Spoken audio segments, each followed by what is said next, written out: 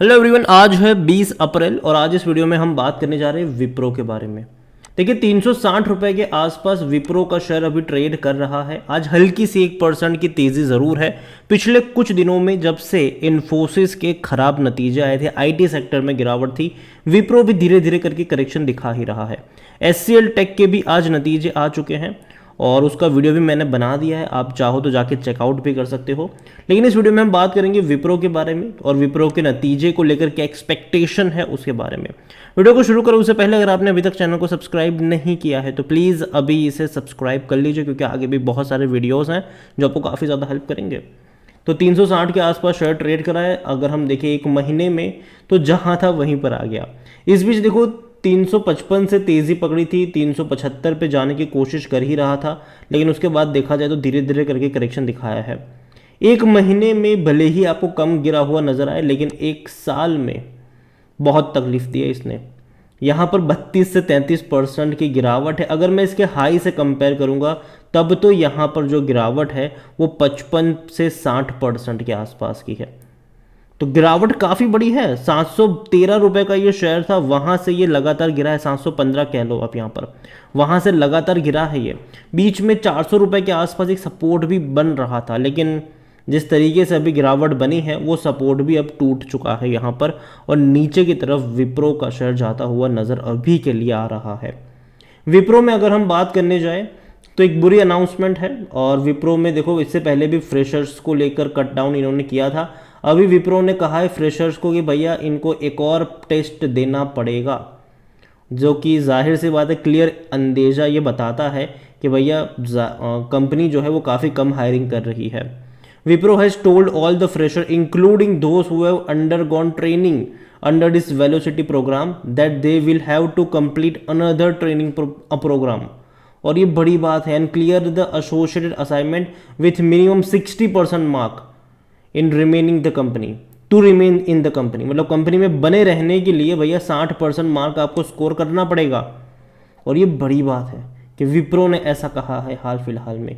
तो फ्रेशर्स के ऊपर फिर से एक बार तलवार लटकी हुई है।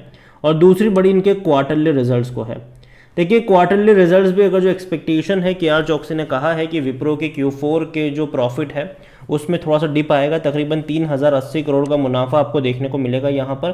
और अगर हम देखने की कोशिश करें कंपनी में तो क्वार्टर ऑन क्वार्टर तकरीबन 3% का डिप, 0.3% का ये डिप होगा। और यहाँ पर कह सकते हैं कि मतलब ईयर ऑन ईयर बेस पे 0.3% का डिप है और क्वार्टर ऑन क्वार्टर बेस पे 0.8% का डिप आएगा ये, जो कि कह सकते हैं कि उतना अच्छा तो नहीं ही है, लेकिन उम्मीद करेंगे कि इसको बीट कर पाए। और अगेन एक चीज़ मैं ये भी साथ में जोड़ना चाहूँगा कि अगर ऐसे नतीजे नहीं आते हैं, अगेन जो मान के हम चल रहे हैं, तो हालत और भी ज़्यादा ख़राब होगी यहाँ पर।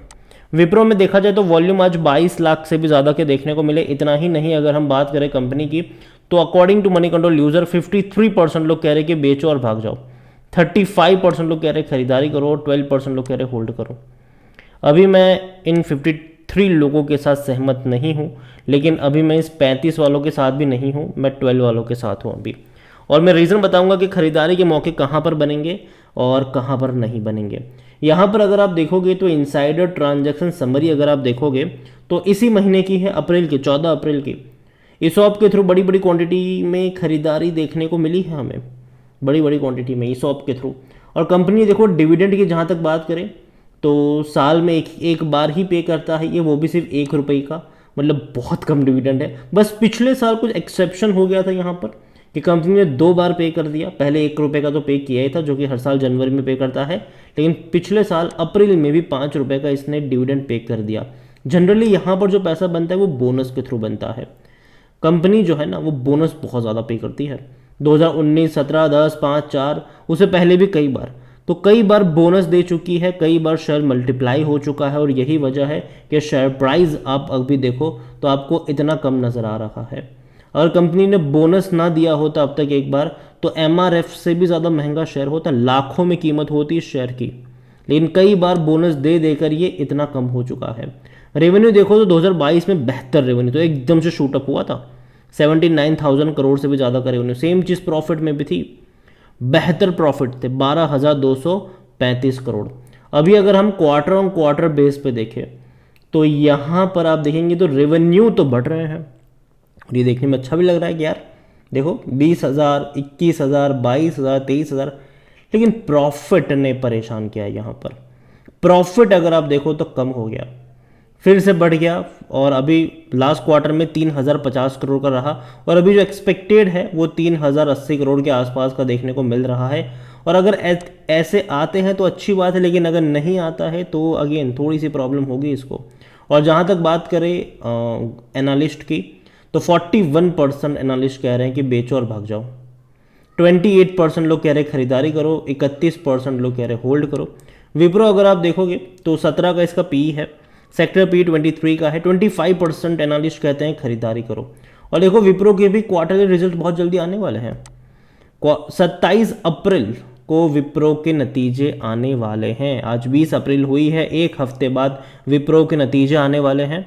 टीसीएस के एवरेज थे, इन्फोसिस के खराब थे, एचसीएल के एवरेज है और विप्रो के अगर हम बात करें तो एक्सपेक्टेशन यही है कि उतने बेहतर शायद नहीं होंगे विप्रो के रिजल्ट्स, क्योंकि जो माना जा रहा है एनालिस्ट की तरफ से और इवन विप्रो भी अगर हम देखें तो आईटी सेक्टर में अगर आप देखोगे तो इन्फोसिस और टीसीएस वीकर कंपनी है ये, तो नतीजे इनके उतने अच्छे आने के चांसेस थोड़े से कम है। अगेन कोई बेचने की सलाह नहीं है यहाँ पर और ना ही कोई कॉल या पुट लेने की सलाह है। अगेन बता दूं मैं आपको यहाँ पर, अगर होल्डिंग के बारे में अगर हम देखें तो प्रमोटर के पास 72.92% की होल्डिंग है और पहले अगर आप देखो तो प्रमोटर के पास 72.94% की होल्डिंग थी। थोड़ी सी होल्डिंग प्रमोटर ने बेची है, म्यूचुअल फंड ने थोड़ी सी खरीदारी करी है, 2.75 से वो बढ़ गए हुए 2.79, डोमेस्टिक की 5.09 से बढ़कर 5.21 पे आ गई। एफआईल्स ने भी खरीदारी करी 8.67 से ये भी बढ़ गए 8.78। तो देखा जाए तो प्रमोटर ने थोड़ी सी बिकवाली करी 0.02%, लेकिन उसके सामने म्यूचुअल फंड ने ज़्यादा खरीदा, डोमेस्टिक ने भी खरीदा, एफआईल्स ने भी खरीदा। तो बेच कौन रहे हैं? बेच रहे हैं रिटेल। 10.55% की जो होल्डिंग थी वो 10.30 पर आ गए। उनमें से रिटेल अगर हम देखें तो 5.37 थे और रिटेल की 5.18 पर आ गई। मतलब सिर्फ और सिर्फ रिटेल ने यहाँ पर बिकवाली करी है। तो आप और हम जैसे छोटे निवेशकों ने विप्रो से भरोसा हटाया है, जबकि म्यूचुअल फंड, डोमेस्टिक और एफआईल्स बड़ी क्वांटिटी में खरीद रहे हैं इसको, मतलब धीरे धीरे खरीद रहे हैं। देखो विप्रो, मैं ये नहीं कह रहा हूँ कि यहाँ से ये रॉकेट बन जाएगा, लेकिन एक चीज़ ज़रूर है कि बर्बाद होने वाली कंपनी नहीं है। हालांकि Q4 के रिजल्ट से ज़्यादा कुछ उम्मीद है भी नहीं, लेकिन मार्केट भी इस चीज़ को समझता है और यही वजह है कि मार्केट ने इस चीज़ को फैक्टर ऑलरेडी कर दिया है। अगर आप देखोगे तो फरवरी महीने से लगातार ये गिरना स्टार्ट हो चुका था। मार्केट इस चीज़ को फैक्टर कर चुका है और गिरावट हमें ऑलरेडी पहले दिखा चुका है। जैसे ही टीसीएस के रिजल्ट्स आए ये गिरा, इन्फोसिस के आए ये गिरा, एचसीएल के आज आए हैं, कल देखना होगा कि यह किस तरीके से मूव करेगा। लेकिन मैं ये कहूँगा कि Q4 के नतीजे आने के बाद विप्रो में एटलीस्ट दाव खेला जा सकता है। और देखो विप्रो मैं कहूँगा कि सबसे लास्ट में ये भागना शुरू करेगा। जब आईटी सेक्टर में तेज़ी की शुरुआत होगी तो टीसीएस भागेगा, इन्फोसिस भागेगा, एचसीएल भागेगा और सबसे लास्ट में पार्टिसिपेट करेगा विप्रो। तो जल्दबाजी मत करना विप्रो में खरीदारी को लेकर। मैं कहूँगा कि पहले इंतज़ार करिए बाकी बड़े आईटी वालों के भागने का और उसके बाद जब वहाँ पे तेज़ी आए विप्रो में भी तेज़ी आपको देखने को मिलेगा। जब भी ऐसा कुछ होगा डेफिनेटली मैं वीडियो बनाकर आपको अपडेट कर दूंगा। तो चैनल को सब्सक्राइब करना मत भूलिएगा, बेल आइकन को भी प्रेस कर लीजिएगा ताकि हर अपडेट आपको फ़ौरन मिलती रहे। तो ओवरऑल खरीदारी करिए, बने रहिए, लेकिन हाँ थोड़ा बहुत करेक्शन यहाँ पर आएगा और अभी भी चीज़ें बेहतर नहीं हुई है खास करके आईटी के लिए। लेकिन धीरे धीरे मुझे लगता है कि Q2 के बाद मतलब जून के बाद एक अच्छी शुरुआत आईटी में आपको देखने को मिलेगी।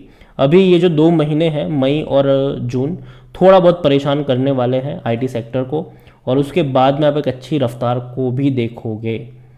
तो खरीदारी करिए, बने रहिए। फ्रेश बाइंग की बात है, थोड़ा सा इंतजार कर लीजिए, एक बार नतीजा आ जाने दीजिए इसके। वीडियो को यहीं पे एंड करूंगा। पसंद आया हो तो लाइक करो, शेयर करो, चैनल अगर पहली बार आए तो प्लीज़ सब्सक्राइब करें। और विप्रो के बारे में आप क्या सोचते हैं वो भी आप मुझे कमेंट में लिख कर बता सकते हैं। Thank you.